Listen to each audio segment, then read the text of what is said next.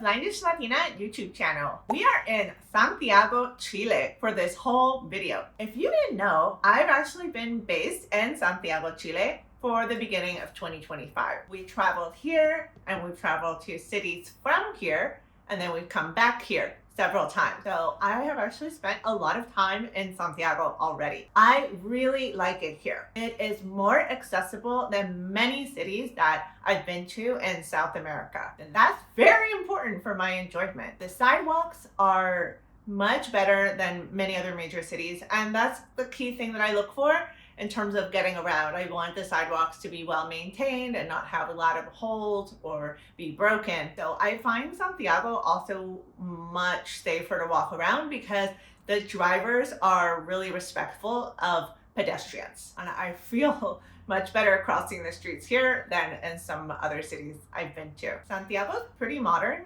There are a lot of tall buildings here, especially in certain neighborhoods that are more well off. And so there is, of course, just like any other city, there's a wide variety of income levels. So it's not like the whole city is one way. There's a lot of diversity here.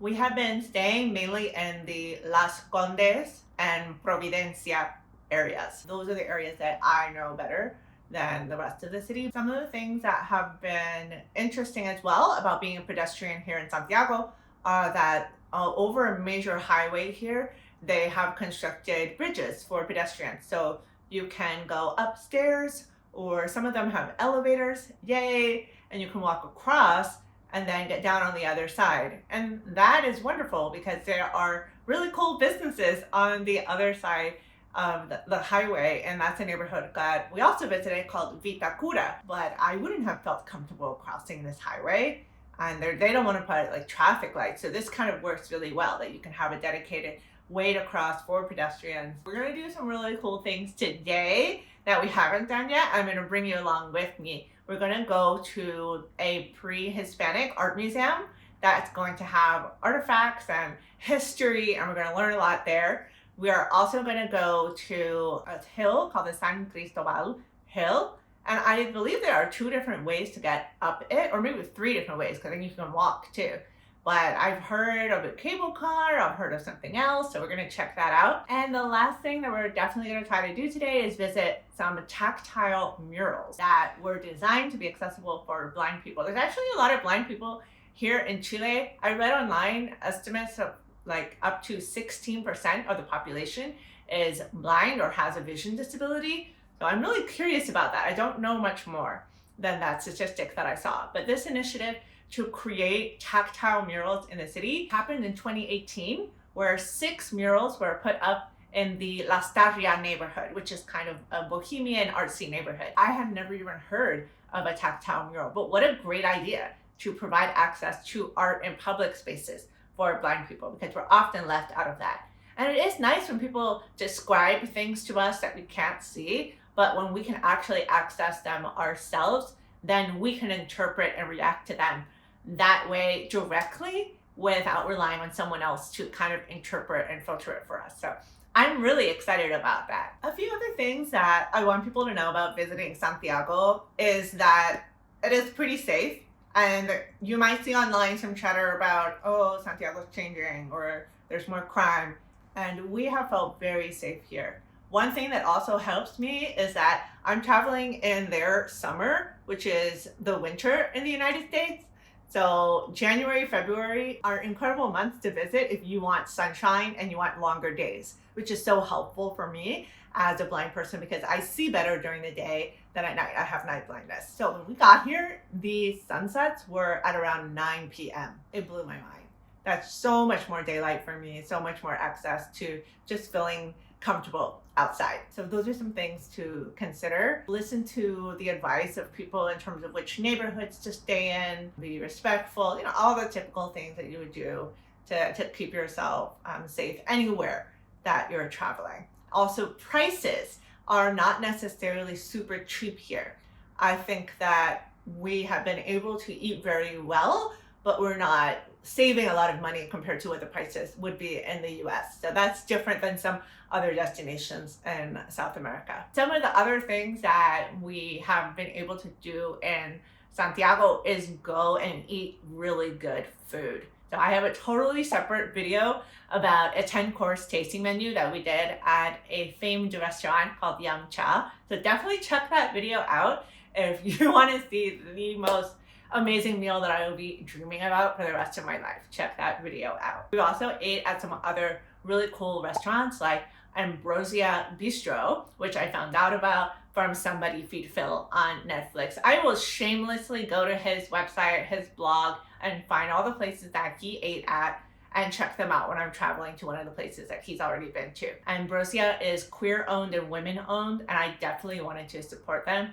The food there was so delicious and creative, but it was also not super pricey. It was more of a mid-range price. That was located inside of a big food hall, I guess. It's not really like a mall. I want to say it's like Mercado Urbano. There were a lot of cool things there. There were coffee shops, there were shopping, there were bars, there were multiple floors, and it was all integrated with a metro station. So that was a really cool kind of urban planning development.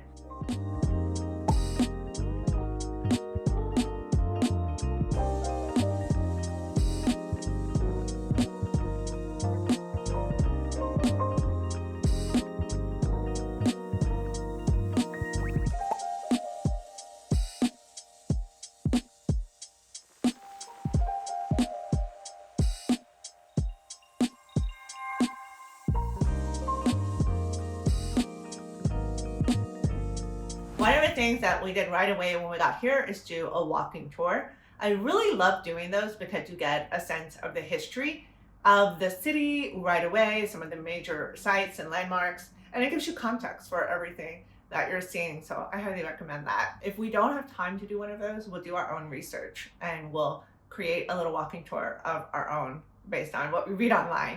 And that's a super fun way as well. So let's get outside. Let's do a few of these sites in Santiago that we haven't managed to get to yet. We're gonna try to pack it in and show it all to you. Let's go. All right, we're about to cross the street. You can see the crosswalk signal. There's not like a tactile way of knowing when to cross or auditory, but at least it is clear and there are many crosswalks.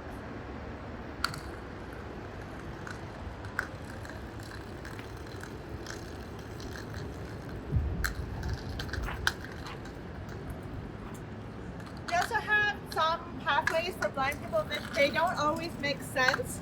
So over here, this abruptly ends and there's no more information.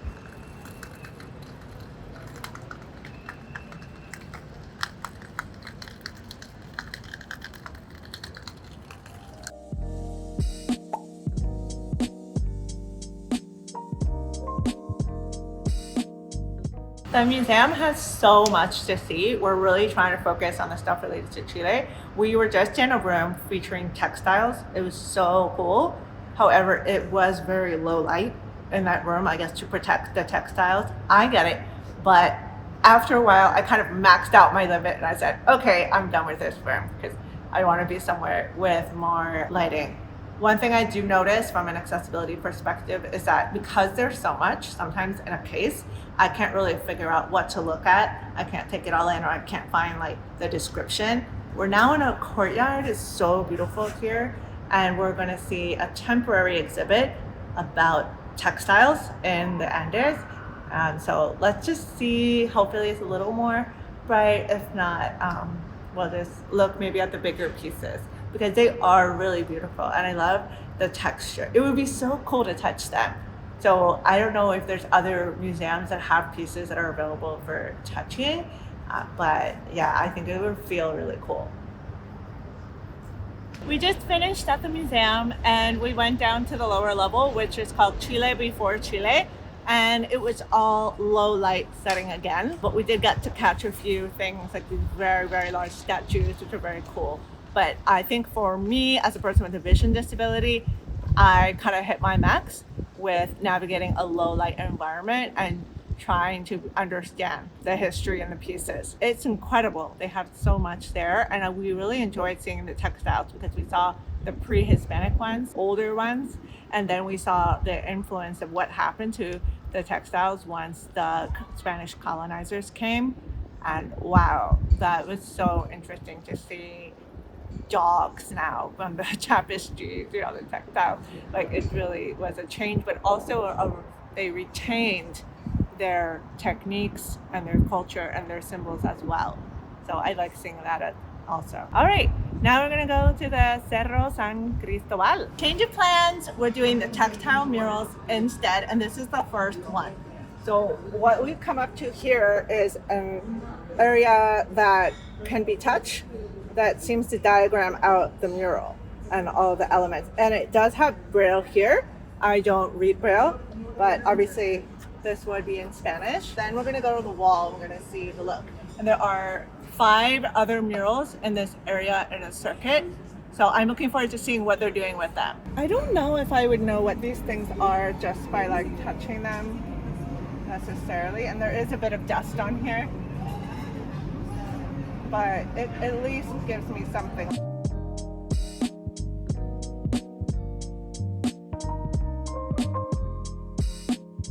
This is the second mural that we've seen. So let's see this panel. This is a much simpler mural with one figure. So it is kind of dirty. I am noticing that. We have the buttocks outlined.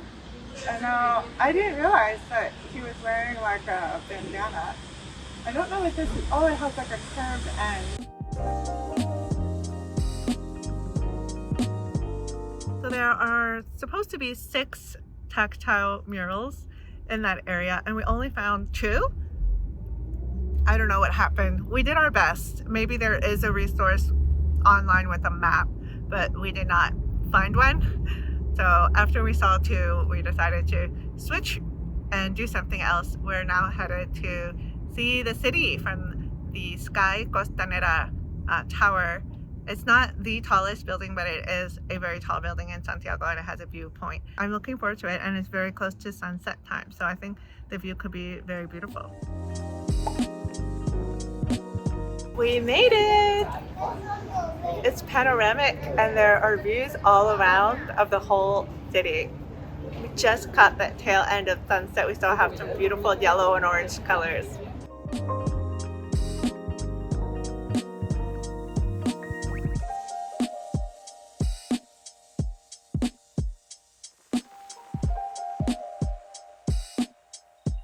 Open air at the top.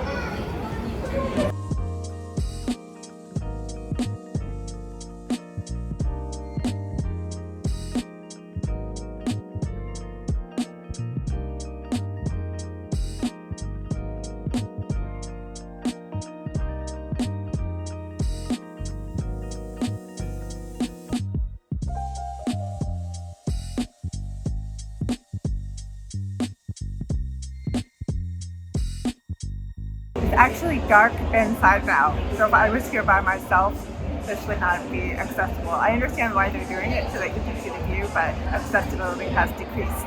The last thing that we're going to do in Santiago is check out the Parque Metropolitano, or the Metropolitan Park. It is a really big park, and it also contains the San Cristóbal Hill, which has an overlook to the whole city. We're going to try to take the cable car up and down and check it out. Let's go.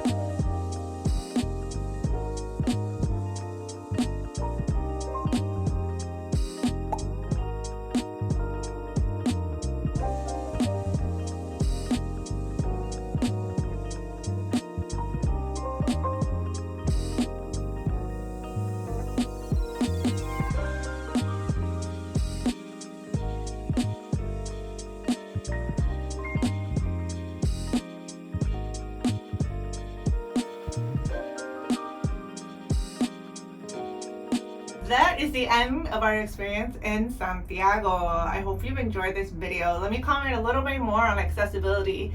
At the Cerro San Cristóbal, which is in the park, the Parque Metropolitano, there were some ramps, but there were still a lot of stairs, and it was not easy to figure out where the accessibility options were. So for example, there was an elevator, but the sign didn't tell me where to go exactly for, they call it the funicular. Yeah, that's on the ground. So we did the funicular and we did the cable car, totally different experience. The funicular activated my anxiety a little less, but the cable car is very cool. And now we have this one to ourselves, which is really fun.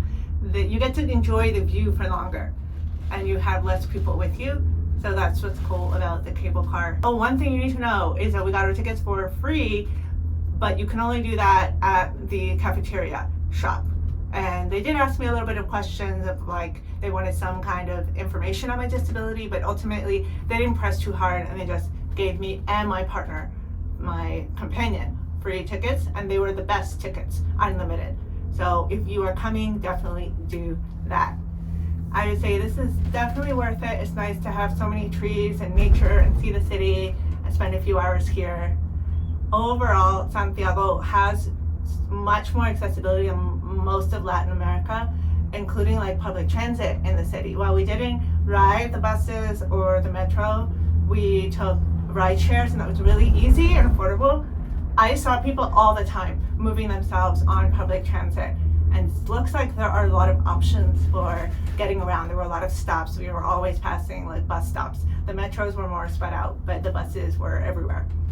I have loved my time in Santiago. I highly recommend it, and I think it could be a good place for many people to come and travel, disabled travelers. I hope that you will continue to follow this channel, subscribe for more accessible travel videos, and see you soon. If you want to see more videos on inclusive and accessible travel, subscribe to BlindishLatina and let me know all your questions in the comments, and I will see you next time.